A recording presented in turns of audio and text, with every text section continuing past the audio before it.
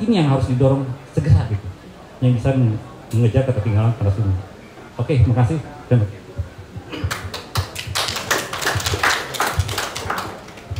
Ada lagi mungkin saya buka untuk 2 penanya dulu. Oke, 2 dulu ya. Mbak dulu boleh ya. Nanti biar langsung, soalnya Pak Remi udah pengen didorong cepet gitu kan. Selamat sore Bapak Ibu, perkenalkan saya Aisyah dari media kompas.com. Izin pertanyaan saya ke Pak Haris. Bapak, tadi sempat disebutkan bahwa Kementerian SDM sudah mengajukan surat ke Kementerian PUPR untuk membangun akses jalan menuju sumber geotermal. Apakah boleh dijelaskan ini untuk daerah mana saja dan apakah sudah ada tanggapan dari Kementerian PUPR terkait hal ini? Mungkin tahun ini atau tahun depan akan dibangun di daerah mana terlebih dahulu? Lalu yang kedua soal rencana pembangunan energi baru terbarukan di IKN Pak yang 130 MW oleh Kementerian SDM ini ditargetkan kan tahun 2024 sudah siap seperti itu. Apakah bagaimana progresnya saat ini? Terima kasih. Baik, makasih Mbak Aisyah. Ini kayaknya Pak Haris dulu yang harus menjawab ini semuanya, dua-duanya. Yang pertama tadi Pak Remi soal optimalisasi yang zona-zona yang mungkin intermediate dan lain-lainnya, gimana Pak? Baik, pemerintah untuk mendorong itu Pak. Ya, baik, terima kasih. Pak Remi ini sering ke kantor. Beliau punya proyek di Kelapa Twineru dan Wapsali PSPE. Kalau itu bisa dikembangkan, nanti Ormat bisa juga menyumbang listrik EPT. Jangan dalam waktu yang lama Pak ya, cepat. Ya betul. Jadi apa yang disampaikan tadi Pak Remi itu tepat sekali. Upaya-upaya untuk memaksimalkan lapangan existing itu memang juga menjadi strategi yang tetap kita dorong terus. Hanya untuk menyampaikan sedikit bahwa dari target kita tambah 3.555 mega sampai 2030, mohon maaf saya koreksi, tidak nambah 5.000, nambah 5.000-nya itu nanti di 2035 rencananya. Memang ada pergeseran dengan kemarin dengan adanya kasus COVID, kemudian ada permasalahan-permasalahan di demand sehingga roadmap kita itu digeser ke 2035. Tetapi dari 2.355 mega yang akan dikembangkan itu ada 70-80% itu sudah ada pengembangnya. Jadi bukan juga bukan sesuatu yang baru mau dilelangkan, sudah ada pengembangnya. Jadi dan sekarang ini juga sudah berproses mulai dari perizinan sampai kepada ada yang sudah melakukan kegiatan eksplorasi. Jadi tepat sekali tadi dengan memanfaatkan teknologi baru yang bisa membangkitkan listrik dari kondisi lapangan yang misalnya dominated brand, kemudian menggunakan teknologi binary dan lain-lain. Sekarang Ormat memang punya teknologinya, yang lain juga punya sebenarnya, seperti yang tadi disampaikan oleh Pak Fadli dari provider teknologi yang lain. Ada juga yang sekarang ini baru juga menyampaikan jenis teknologinya juga sama untuk bisa mengekstrak dari low to medium enthalpy menjadi listrik sehingga WKP existing itu bisa dimaksimalkan potensinya. Kemudian terkait dengan Bu Aisyah yang mana tadi? Yang pertama tadi apa Bu Aisyah? Rencana pengembangan 1-2 tahun ke depan ya. Akses jalan. Oh iya. Memang dengan Kementerian PUPR kita baru bersurat ke sana dan kemudian ditindaklanjuti dengan diskusi-diskusi mengenai bagaimana kegiatan ini bisa dilaksanakan, benefitnya seperti apa, kepentingan daerahnya seperti apa. Baru sampai di situ. Memang belum sampai kepada nanti wilayah mana, tetapi kita sudah menyampaikan sebenarnya wilayah-wilayah mana itu yang memang membutuhkan area jalan difasilitasi. Jadi kalau kita sekarang ini bicara misalnya jalan akses itu nanti dibangun hanya 1 kilo, 2 kilo itu nggak banyak. Tetapi di beberapa tempat ada yang 10 kilo, 20 kilo, bahkan ada yang 40 kilo. Nah kalau ini dilaksanakan oleh project tentu masuk ke cost-nya project dan harganya menjadi mahal. Nah untuk itu ini concern kita menuju ke sharing cost untuk yang kaitannya dengan infrastruktur yang juga nanti akan dimanfaatkan oleh masyarakat umum.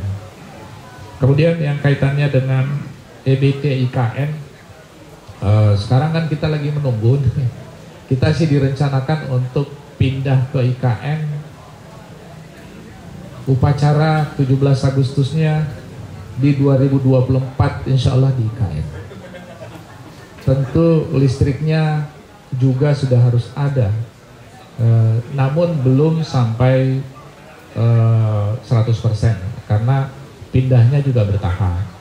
Mungkin sekarang kan kita masih, saya tidak ingat berapa persennya, tetapi Kementerian SDM sudah mengidentifikasi berapa personil yang akan nanti dipindahkan di tahap pertama dan di unit-unit mana itu nanti akan dipindahkan. Nah itu baru sampai di sana, tetapi untuk perencanaan pengembangan energi baru, energi terbarukan ini menjadi concern, sehingga Direktorat Jenderal EBTKE juga mendapatkan kesempatan pertama untuk hadir di sana, dan juga Direktorat Jenderal Ketenaga-Listrikan. Nah, itu mendapatkan kesempatan pertama untuk pindah duluan di dalam rangka menyiapkan, ya seperti itu mungkin arahnya ke sana, karena memang kan IKN ini salah satu semangatnya adalah green energy. Oke, mudah-mudahan menjawab ya. Pak Rio mau menambahkan? Monggo Pak. Ya, saya mau menambahkan sebenarnya Pak Remy nggak usah khawatir, dia akan berkembang pada waktunya karena organic landfill cycle adalah pilihan akhir saat yang Pak Haris bilang tadi sudah tidak ada enthalpy atau bahkan ya, single fase cuma air saja. Jadi sabar Pak Remy, akan berkembang pada waktunya. Nah, menarik sebenarnya bahwasanya Pak Remy bilang bahwasanya ada teknologi untuk memanfaatkan kalor-kalor yang masih ada di pembangkit listrik panas bumi yang existing, banyak sekali sebenarnya Pak. Dan itu teknologi yang dikembangkan di Sarula itu 100 ton brine itu di temperatur sampai 27 derajat itu bisa 27 sampai 60 ya Pak. Itu bisa membangkitkan 1 megawatt lah Pak. Atau 100 ya, 100 ke 27 ya. Nah, itu masih bisa membangkitkan 1 megawatt per 100 ton brine. Nah, saya kira itu jadi target Pak untuk bisa menambah elektrifikasi ke depannya. Dan Geodipa sendiri juga punya niatan seperti itu. Hanya saja saat ini memang penugasannya adalah mengembangkan lapangan-lapangan existing, karena lapangan existing pun masih belum terkembangkan dan teroptimalkan.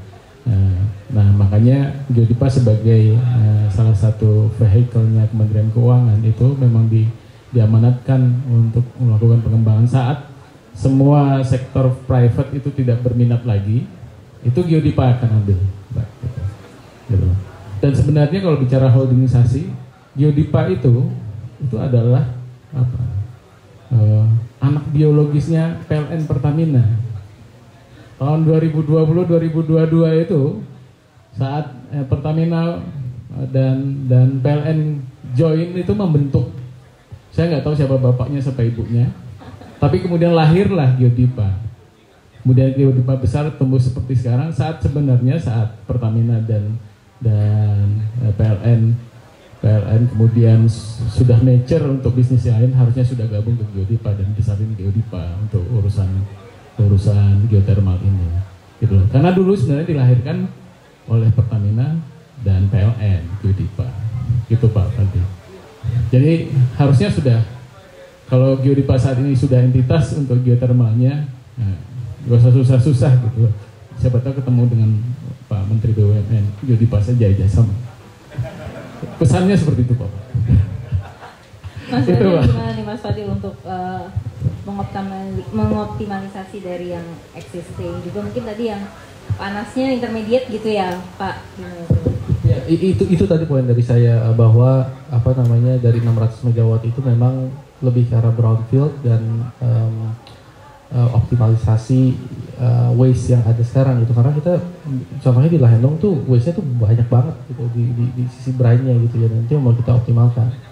500 kilowatt udah terpasang sejak tahun lalu, berjalan dengan baik. Nah untuk yang pilot ini mungkin kita akan nambah sekitar 2-3 megawatt dalam waktu dekat lagi gitu. Jadi dan itu yang lagi kita dorong. We have identified 210 megawatt at least dari yang optimalisasi existing, brine to power maupun juga yang low pressure. Oke, baik, kalau gitu ada pertanyaan lagi tadi kayaknya di belakang. Oke, silakan Mas.